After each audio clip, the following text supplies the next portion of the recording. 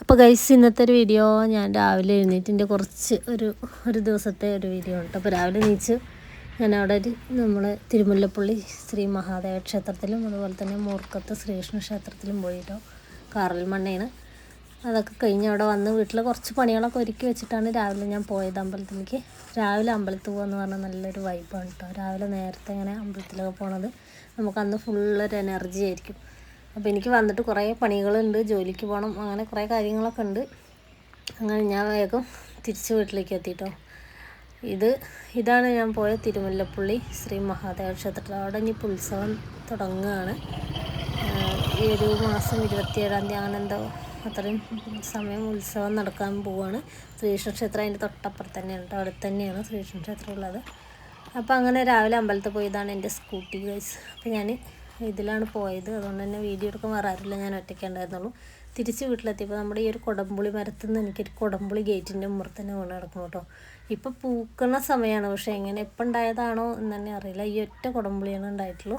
അങ്ങനെ ആ കൊടംപുളി എടുത്ത് ഞാൻ നേരെ വീട്ടിലേക്ക് ചെന്നു. വീട്ടിൽ ചെന്നപ്പോൾ കണ്ണൻകുട്ടി ഇന്ന് സ്കൂളൊന്നുമില്ല, അവിടെ വീട്ടിൽ അവനുണ്ട്. അപ്പോൾ വേഗം വെള്ളപ്പം മാവൊക്കെ റെഡിയാക്കി വെച്ചിട്ടാണ് ഞാൻ പോയത്.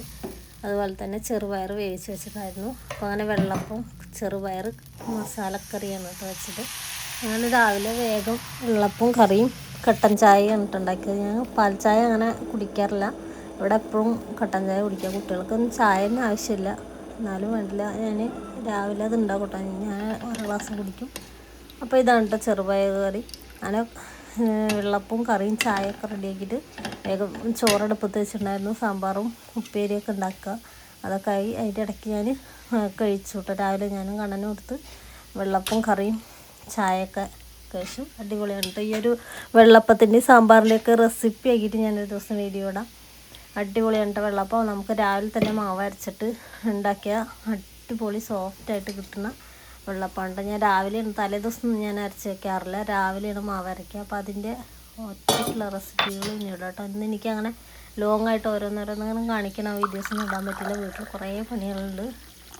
രാവിലെ ജോലിക്ക് പോകുന്നതിൻ്റെ മുമ്പ് നമുക്ക് ഒരുക്കേണ്ട കുറേ ജോലികളുണ്ടല്ലോ. അപ്പോൾ അതൊക്കെ ഒരുക്കി റെഡിയായി. സാമ്പാർ വെച്ചു, അതുപോലെ നല്ല നാടൻ പയർ കിട്ടിയിട്ടുണ്ടായിരുന്നു. അങ്ങനെ പയറുപ്പേരി ഉണ്ടാക്കി. അങ്ങനെ അതൊക്കെ റെഡിയാക്കി. മീൻ വറുക്കാനുള്ള മീൻ മസാല ഒക്കെ തിരുമ്പി വെച്ചിട്ടുണ്ടായിരുന്നു കേട്ടോ. അതുപോലെ ചെറിയ ഉള്ളി, അങ്ങനെ ഉണക്കമുളകും 2 വെളുത്തുള്ളി കറിവേപ്പിലയൊക്കെ ഇട്ട് വറുത്ത്, അങ്ങനെ ആ ഒരു മണം തന്നെ അടിപൊളിയാണ് കേട്ടോ. അതുപോലെ മൂത്ത് കഴിയുമ്പോൾ അതിലേക്ക് നമ്മൾ നല്ല നാടൻ പയർ ഇങ്ങനെ വാരിയിട്ട് വറ്റിച്ചെടുത്ത് വേവിക്കുക.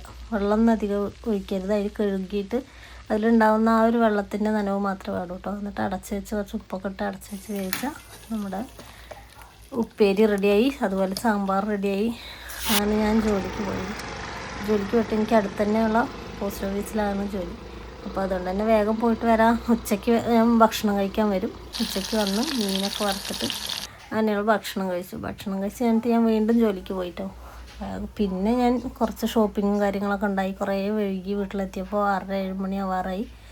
അപ്പോഴേക്കും കണ്ണം വിളക്കൊക്കെ വെച്ചിട്ടുണ്ടായിരുന്നു. അങ്ങനെ കോഴികളൊക്കെ തിന്നാൾക്ക് അങ്ങനെ വൈകുന്നേരത്തെ കുറച്ച് പണികളൊക്കെ കഴിഞ്ഞു. പിന്നെ രാത്രി ഞാൻ കുറച്ച് മില്ലറ്റ്സാണ് കഴിച്ചത്. ഞാൻ ലൈറ്റായിട്ട് എന്തെങ്കിലും ഭക്ഷണം രാത്രി കഴിക്കാറുള്ളൂ, ഹെവി ആയിട്ട് കഴിക്കാറില്ല. കണ്ണം പിന്നെ ചോറും മുട്ട അങ്ങനെയൊക്കെയാണ് അവൻ ചോറിനെ കഴിച്ചത്. അപ്പോൾ ഇന്നത്തെ വീഡിയോ ഇത്രയേ ഉള്ളൂ. അപ്പോൾ ഈ വീഡിയോ ഇഷ്ടപ്പെട്ടിട്ടുണ്ടെങ്കിൽ ലൈക്ക് ചെയ്യുക, ഷെയർ ചെയ്യുക, കമൻറ്റ് ചെയ്യുക, സബ്സ്ക്രൈബ് ചെയ്യുക കേട്ടോ. അപ്പോൾ അടുത്ത ഞാൻ നല്ല ഒരു day in my life video പോലെ ഒരു ദിവസമുള്ള ഫുള്ള് എൻ്റെ റെസിപ്പികളും ഞാൻ ചെയ്യുന്ന ഓരോ കാര്യങ്ങളൊക്കെ ആയിട്ട് വീഡിയോ ചെയ്യാമെന്ന് വിചാരിക്കുന്നുണ്ട്. അപ്പോൾ അടുത്ത് നല്ലൊരു വീഡിയോ ആയിട്ട് വരാം. Okay, by.